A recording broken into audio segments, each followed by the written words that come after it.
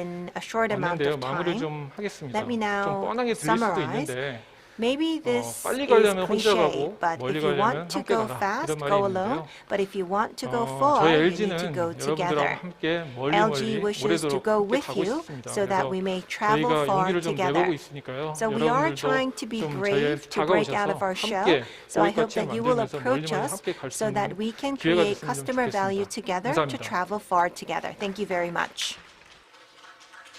좋은 말씀 감사합니다.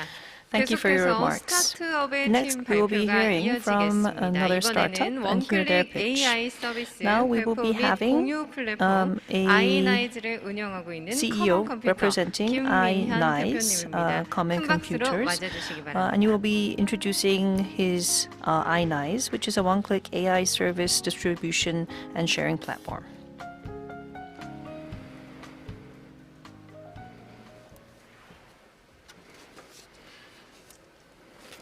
네, 안녕하세요. 커먼 컴퓨터의 Hello, I 김민현입니다. am Minhyun Kim from Common Computer. 우리가 AI를 누구나 만들고 누구나 즐길 수 있는 세상. We are living in a Try world Everything 주제와도 관련 where 있는 것 anyone can 같은데요. use AI 제가 and 커먼 anyone 컴퓨터를 can 창업하게 build 된 AI. 계기는 I think this is a common 엔지니어로서 theme 회사에서 in our 만드는 current world AI와 and in this 오픈소스 커뮤니티에서 만드는 AI conference. 두 가지의 갭이 너무 크다는 걸 And 느끼는 we 순간에 felt that there was 우리 a 모두가 big gap 함께 between AI를 the AI 개발할 수 있는 that can be 환경이 built 필요하겠다 in-house 해서 and those that can be 2년여간 built 열심히 through a 달려오고 common 있습니다. code. And that's why 영상을 we 한번 established our company. Let's watch a short video. Who are building great programs in the other part of the world.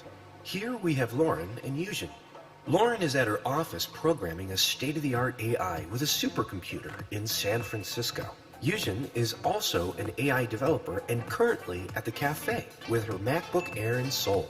Assume that Yujin wants to reproduce Lauren's program on her laptop. Will it work? The answer is no, probably not.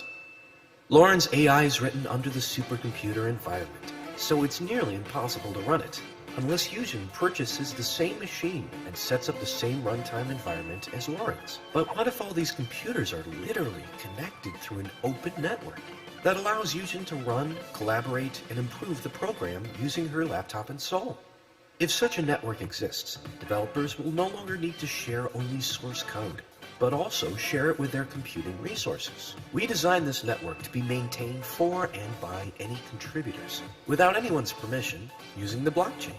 Wouldn't you think this open network will bring a bigger and better innovation to the world? That is why we started a project, AI Network. Open source to open resource. It all starts with AI Network.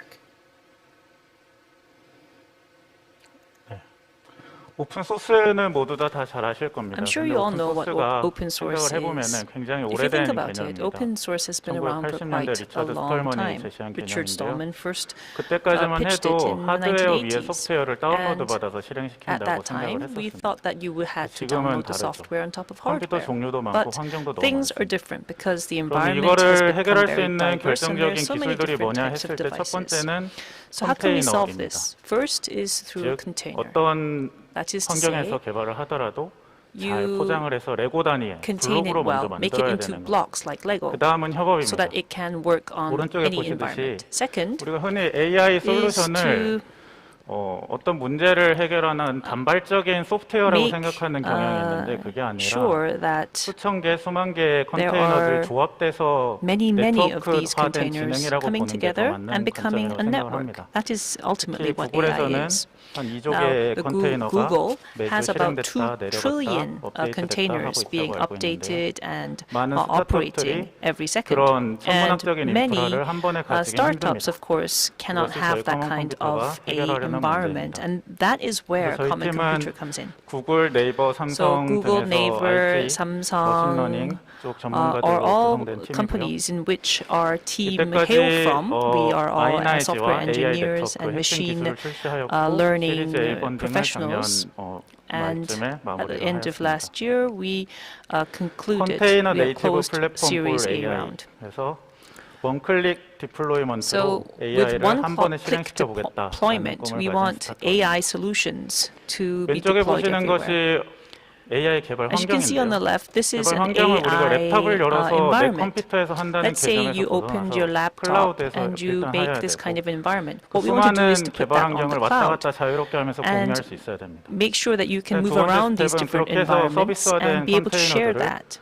서로 After that, 연결시켜서 these containers 전사적인 노력으로 could be linked together 그 회사 내에서도 할 수 있어야 through 되고 오픈소스 computing 커뮤니티 내에서도 capabilities, and you should be able 호출하는 구조를 to 만들어야 됩니다. call each other. 페더레이티드 클러스터 기술입니다.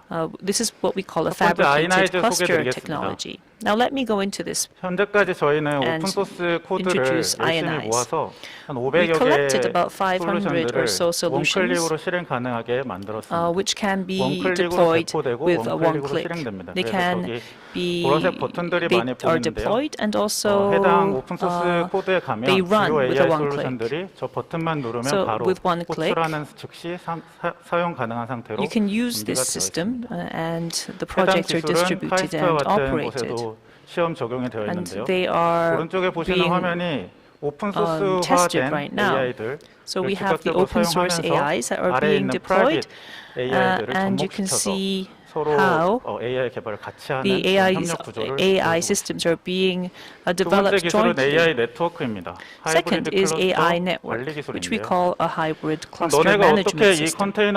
You may ask us, how are you going to manage all of these containers all together? How are you going to do it by yourselves? Well, we don't do it by ourselves. We do it using a protocol. If we have these containers, we will determine and give you a protocol as to where this should be run, where it would be, where you would get maximum performance, and this will also include nodes that give you the authorization to come in if you want. And Robot Cloud is a project that we used our technology in. We did it with SNU here in Korea. And in the past, what you had to do was take about 2 years and create its own intelligence, and then use a year or so to make it the right environment. So what we did was we gathered all of the intelligence and put it onto a cloud and make a multi-container management cluster. And within this cloud, the devices would share what was happening up there, about what was changed, modified, and so forth. So we are not a company that works independently, but we work with you. And we want this to become an open resource network. We want to become truly a common computer, and we ask for your support. Thank you so much. 네, 발표 감사합니다.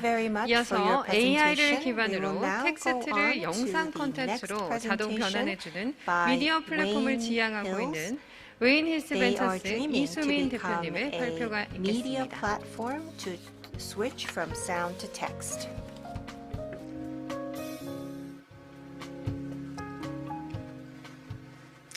Hi guys, hi ready? 안녕하세요. 저는 웨인스 벤처스 대표 맡고 있는 이수민입니다. Good afternoon. I'm 저희는 Isumin, AGI, Artificial CEO General of Intelligence. Wayne Hills. 일반인들이 자유롭게 AI 알고리즘을 자유롭게 편하게 사용들을 하셔서 텍스트 데이터를 디지털 영상, 비디오 콘텐츠로 자동 변환 제작해 준 소프트웨어를 현재 저희 개발하고 있고요. 저희 인플로이는 현재 13명입니다. 저희 삼성전자 인공지능 C랩에 있고요. 삼성에 감사드립니다. 저희는 텍스트, 저희는 AI 쪽 베이스는 어쨌든 데이터가 필요한데 그 데이터는 결국은 저희 텍스트 데이터, 텍스트에서도 텍스트, 리포트, 뭐 문서, 다양한 것들이 있겠죠. 근데 저희가 이제 페인 포인트는 사람들이 정보 제공이라든가 지식 정보들을 받으려면 거의 대부분 텍스트의 피로도가 워낙 많으시다 보니까 그쪽에 트래픽이 많이 올라오지 않아요. 그래서 저희는 저희 멤버들, 러블리 멤버들하고 앞으로 지식 정보 제공이나 정보 제공들은 다 영상 콘텐츠 쪽에 대한 트래픽이 많아질 것 같아요. 그래서 저희는 텍스트 데이터를 받아서 비디오 콘텐츠로 이제 비주얼라이징 해주는 오토메이션 형태 자동화를 이제 개발을 했고요. 저희가 B2B 엔터프라이즈로 현재 한 3년 정도 달리고 있습니다. 지금 간단하게 저희가 말씀을 드리고 그 다음 기술 구현 시연을 할 텐데 시간이 짧은 관계로 팩트 있게 말씀드리겠습니다. 각각의 스토리 라인이 있으면 그 스토리에 관계되어 있는 어절과 개수를 파서해서 관련되는 키워드의 명사, 동의어, 관계어, 유의어. 저희가 지금 자연어 처리 기반으로 NLP로 현재 영어하고 한국어 모태로 가고 있고 이제 저희가 베트남, 이스라엘어, 독일어, 중국어, 일본어까지 이제 R&D를 끝내고 이제 TTV, 텍스트 투 비디오 비즈니스 모델을 현재 저희가 진행하고 있고요. 저희 지금 LG 계시지만 LG 쪽 저희 올해 계약을 해서 실질적인 텍스트 데이터를 비디오로 나오는 부분을 잠시 보시죠. 저희는 하이브리드 형태의 클라우드 기반의 사스 형태 소프트웨어 서비스고요.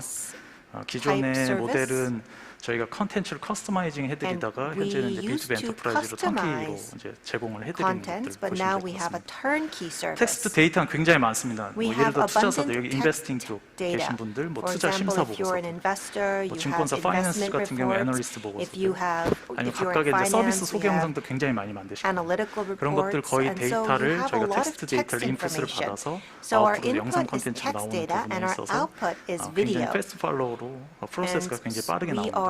지금 각각의 키워드에 대한 텍스트 데이터를 현재 알고리즘으로 각각의 텍스트에 맞는 이미지, 영상, 애니메이션들을 하단에 배치해서 키워드에 맞는 영상들, 이미지들, 애니메이션들 이런 것들을 지금 찾아주고 있습니다. 지금 한 장짜리 한국어 원문으로 나오는데 영상 콘텐츠로 약 한 3분에서 4분 정도 잠시 기다릴까요? 아니면 바로 돌릴까요? 시간이 짧은 관계로. 지금 저희가 이제 크라우드 형태는 AWS를 현재 사용하고 있고 저희가 다양하게 올해 같은 경우에는 이제 B2B 엔터프라이즈에서 B2C로 이제 넘어가려고 하고 있고요. 그 이유는 이제 영상 콘텐츠 쪽에 대한 굉장히 많은 그 트래픽 외에도 정보 제공들을 굉장히 많이 답습을 많이 하시려고 하세요. 어떤 얘기냐면 텍스트에 피로도 많은 그 글들을 읽을 시간이 없습니다. 엔드 유저는 라이프 사이클 패턴이 엄청나게 이제 많이 바쁘고 그런 시간 패턴이 텍스트를 읽을 시간이 없기 때문에 그런 부분에 있어서 이제 영상 콘텐츠가 조금 직관적인 거죠. 현재 1차 가공물, 그러니까 텍스트의 데이터를 저희가 클라우드 기반의 베이스로 알고리즘으로 현재 저희 머신러닝 ML 기반하고 자연어 처리 기반으로 영상 컨텐츠가 자동 자막 처리까지 현재 나옵니다. 이 컨텐츠가 나오는데 저희가 2년 반 랩을 했고 전년도 4분기서부터 상용화했습니다. 현재 저희 삼성, LG, 신한금융, IBK, 포스코, 국내 대기업들은 저희 엔터프라이즈 현재 다 하고 있고요. 그리고 현재 해외 쪽은 깃허브, 세일즈포스, 액센처 이쪽은 이제 영어 쪽 처리 기반으로 저희가 영상 콘텐츠에 대한 비주얼라이징을 한다고 보시면 될 것 같고요. 완료된 이제 왼편이 제작 과정 영상이고요. 오른편이 이제 완료된 영상.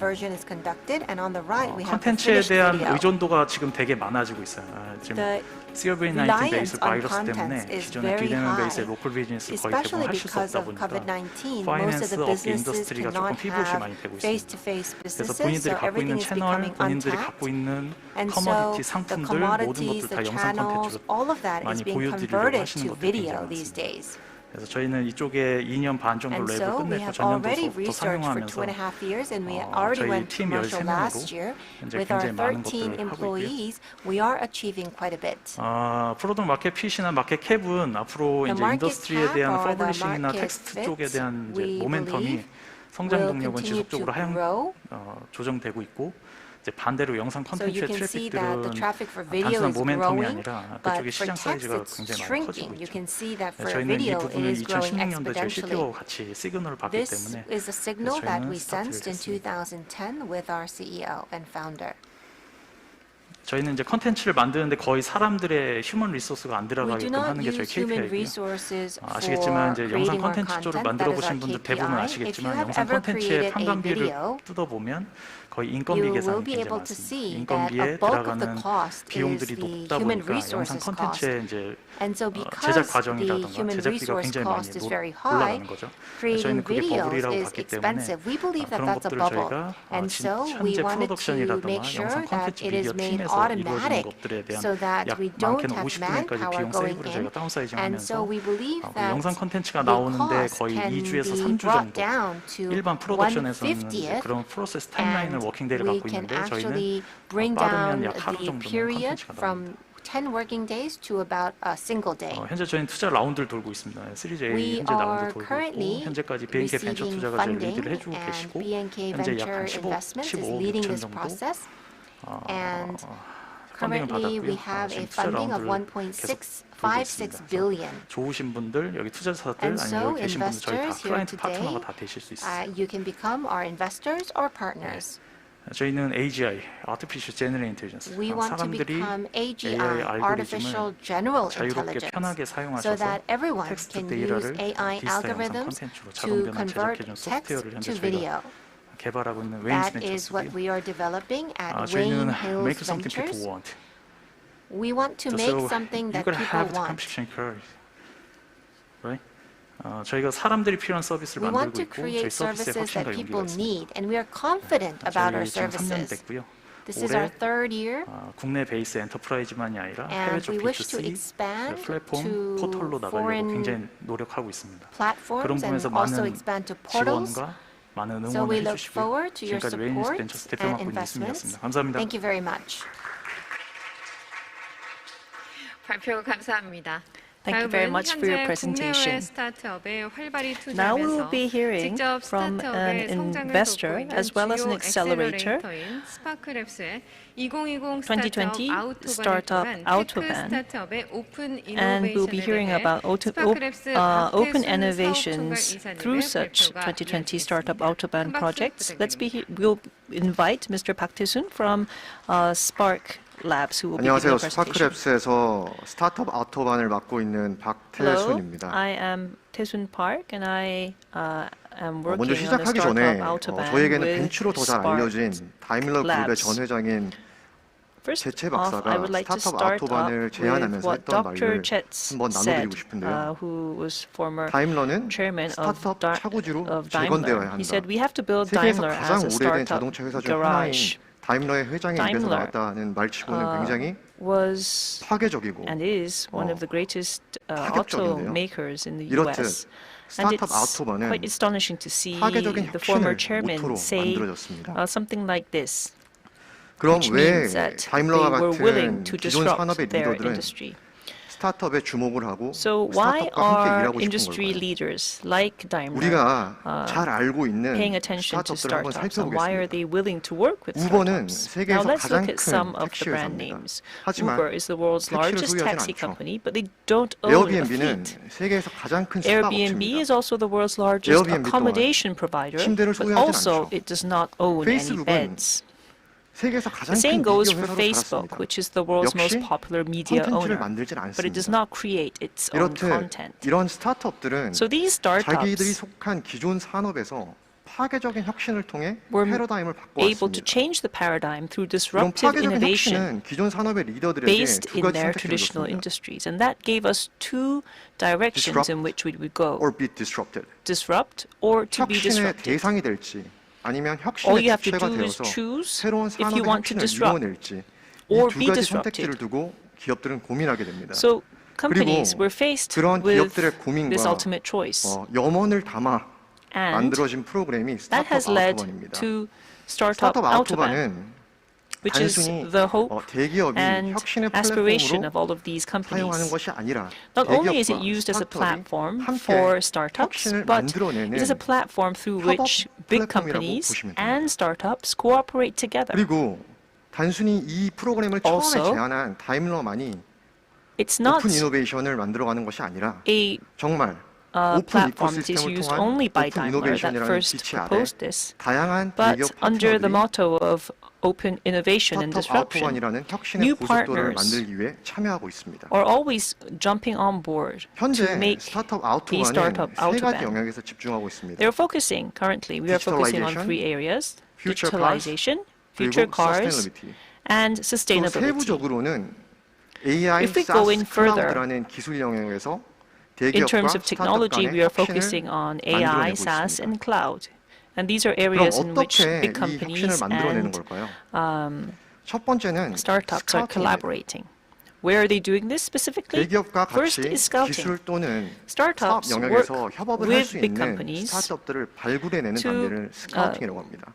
그리고 to 이 do 스카우팅 this. 단계를 So 통해서 발굴된 by 우수한 scouting, we mean that 스타트업들이 big companies 대기업과 go 함께 out and search 파일럿 for 프로젝트를 prospective 진행합니다. startups 이 that they 파일럿 can work 단계에서 with. 이들은 Then we go into the 사업 piloting 또는 stage, 기술을 검증하고 where they actually 그 이후에 verified the 임플리멘테이션 project 단계에서 plan and the technology or product that 실제로 they have 기술 또는 proposed. 사업을 And then 상용화시키거나 they 해당 either 기업에 적용을 하게 launch 됩니다. the product or 지금까지 they 스타트업 become a 아토반이 part 걸어온 of the 길을 보면 ecosystem. 약 2천여 If you 개의 look at 스타트업을 how 발굴해냈고 Startup 100여 개의 Autobahn has 파일럿 worked, 프로젝트를 진행했으며 we have conducted 100 or so 30여 pilots, 개의 2,000 후속 companies 사업들을 have been scouted, 만들어냈습니다. and 30 or so 그리고 programs have 단순히 actually 스타트업 been launched. 아토반은 독일이나